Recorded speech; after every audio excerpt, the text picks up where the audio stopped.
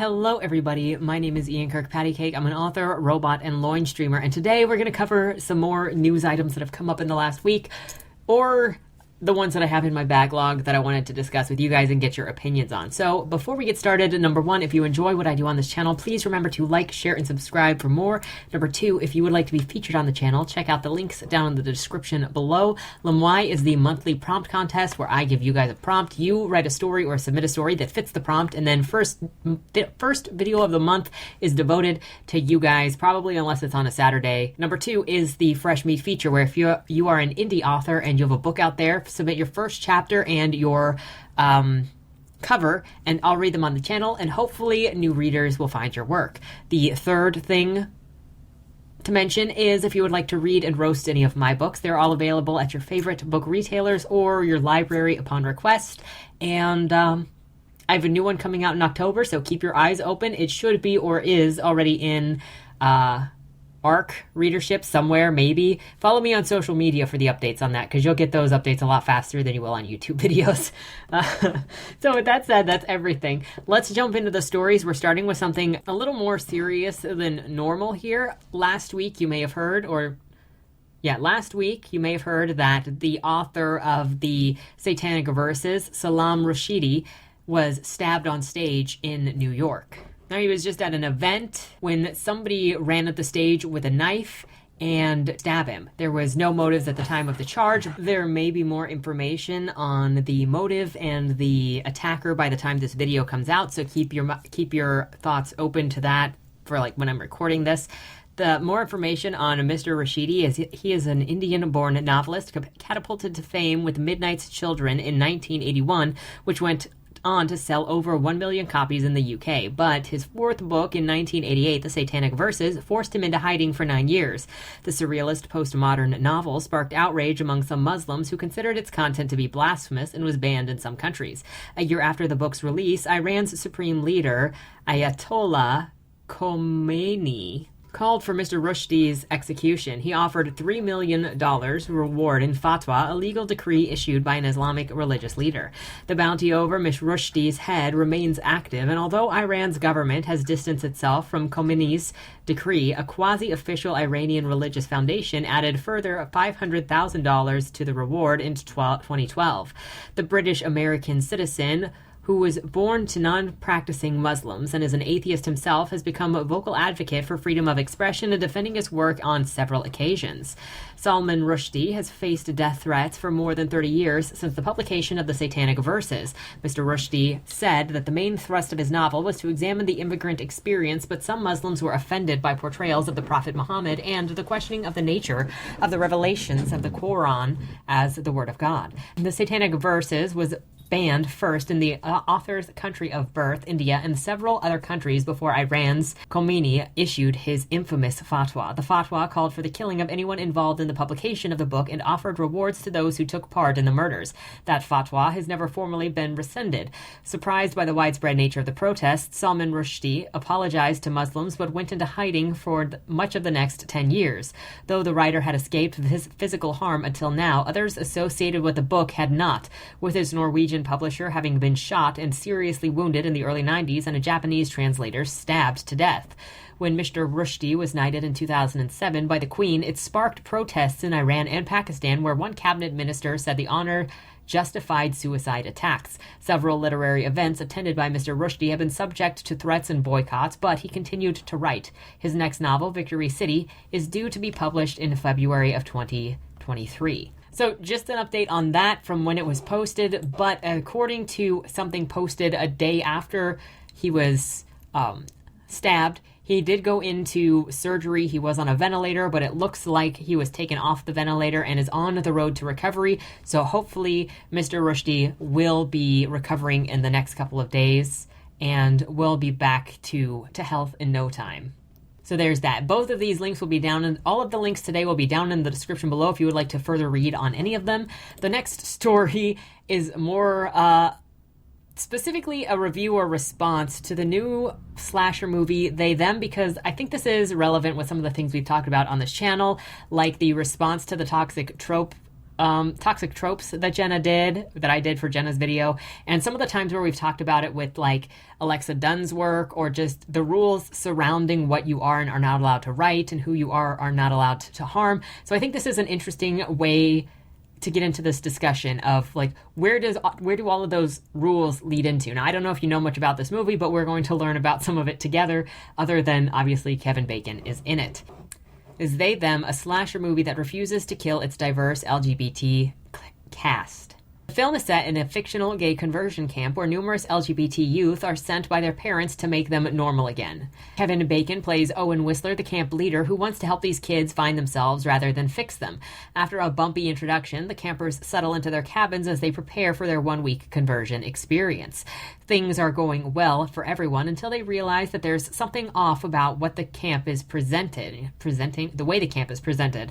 The counselors are a little too nice, which concerns some of the youths. The deeper they look into the camp's history, the more they realize something sinister is going on. There is also a killer on the loose, but don't worry, because the film forgets that fact about 5 minutes after introducing them. Knowing that every person in They Them is a member of the LGBT community makes it hard to complain about the film being woke, because it wears its heart on its sleeve from the jump. The film showed incredible restraint for the most part by toning down the progressive lectures about non-progressives, when the film of this magnitude could have easily gone the other way.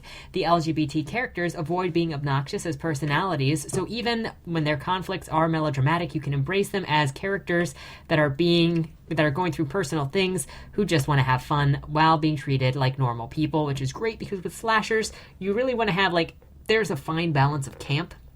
It's one of the things that I think did work pretty well with The Quarry, is there was a lot of camp in that book, there was a lot of camp in that game, but it worked. If you were down for the camp, it worked. Now, all of this is fine until you realize the fundamental problem with this movie. They Them is a slasher film, a horror movie that is devoid of any horror whatsoever. The problem is the film does not want to kill any of the LGBT characters in the movie to avoid being labeled bigoted. Hence, none of the campers are killed, meaning the film has no tension. The opening 3 minutes shows us a killer in a mask hiding in the woods, but that killer is removed from the film for the entire first and second acts. By the time the killer returns in the third act, they are only killing the camp counselors, because every other person in this film is a member of the protected class according to the progressive standards. They filled a horror movie with LGBT characters and then told the audience that none of them were allowed to die. If this was a thriller with a mystery to solve rather than a horror movie, the film could have played off the tension between the counselor and the youth by adding a sense of uneasiness to the script. Instead, you are left with a film that loses its own identity, not because it didn't have the ability, but because the progressive storytelling prevents them from offing any of the characters of their own movie. So, this is one of the things that is talked about, like, when you're looking at the toxic tropes where they say you can't kill women, like, don't fridge women, don't kill any of the gays, don't kill anyone that's not a straight white male, basically, is then you build up these casts of people that you can't have anything bad happen to them, because you're told if you do that, then it's some kind of bigoted move and you're saying something different than if you're just trying to tell a story. Now, there are some that argue, like I think in Jenna's video, she said if you have more than one of that type of character, then it's okay to kill off another one, because then you're not just killing the only gay. But we saw that with Youngblood. I don't know if you know about this newer fiction novel that came out. It's a vampire novel that features lesbians as the main characters, and there is a bloodborne disease that's going around that's killing the older vampires. And the first character to die is a gay character. Now, there are multiple gays in the story because it's an LGBT story. However, that book is still considered bigoted because it killed a gay. It doesn't matter if there's more than one gay character in there. So the goalposts kind of shift on what you are or are not allowed to do pending. And that in turn creates a situation where there's absolutely no tension. It's the same thing when we're talking about Alexa Dunn's new book, Pretty Dead Queens, because you know what she believes because she's shared these same kinds of tropes where you're not allowed to harm or make any of these certain types of demographics look bad in any sort of way. What you end up with is your villain is always a straight white male or a straight white female, and you still get that in Pretty Dead Queens. So as soon as you see certain types of characters in Alexa Dunn's book, you know that they're not going to be the bad guy no matter how she tries to set up a red herring, because you've got these rules on there of saying who you are or are not allowed to have as a bad guy character. I don't think these sorts of rules are really that helpful for encouraging creativity or trying different things or telling compelling stories, because you start limiting on arbitrary rules on whether personal choices are moral or immoral. Personally, I don't believe that there are any bad tropes. There's just bad writing, and there are tropes that are harder to do.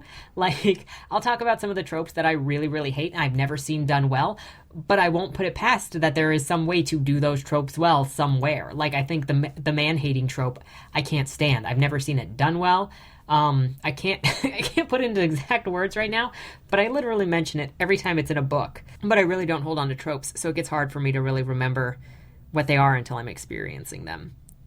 But I think there are no bad tropes. So I don't think any tropes are really just throw it out there. It's just bad writing. If you notice it, it's just bad writing, or it's something that personally bothers you, that is a deal breaker for you specifically, but not necessarily for someone else. Like, I know somebody that doesn't like the berserker trope, but I like the berserker trope. Not in every single story, because really bad writing can just make it not enjoyable.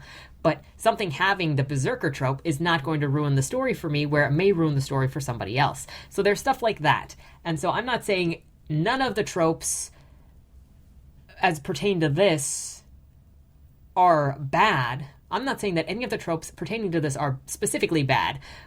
But I think clamping down and making rules based on personal trope like or dislike hurts more than having open conversation about what works and what doesn't work in a story. Because at the end of the day, bad writing is bad writing, whether there are tropes involved at all, and good writing will still have tropes involved. It's just more enjoyable. Those are the stories for today. A stabbing, a real stabbing, and the lack of stabbing.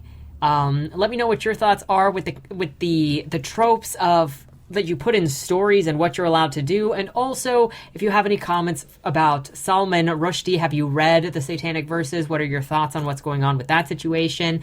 And that's all. I just wanted to share these stories with you guys. Have a great weekend, and don't die. Was that Wayland Cross in the trunk? Do you know, or is that something that's still being figured out? The person in the trunk was not Wayland Cross. Is he in trouble? We don't know who did it, but as the owner of the car, the longer he's missing, the worse it looks for him. Cross isn't a killer.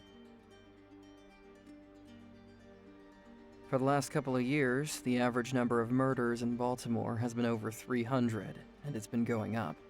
Mind you, that's only whatever the badges count as official murder, and believe me, there are people that don't count when they die. Wayland? If you're down here, tell me. I'm not talking to the badges, I've been looking for you. They found a body in your trunk. Way. Why? Did you do that? To the left, plain black letters read along the wall. You walked in the corridor. Once that ends, you chose the dark is on the right. My vision goes blurry, flickers black and black and black for longer intervals until I can't see anything at all. I'm not screaming anymore, but my voice echoes back to me. Where the hell am I? You're dead, Josephine. Even smart people do stupid shit sometimes, right?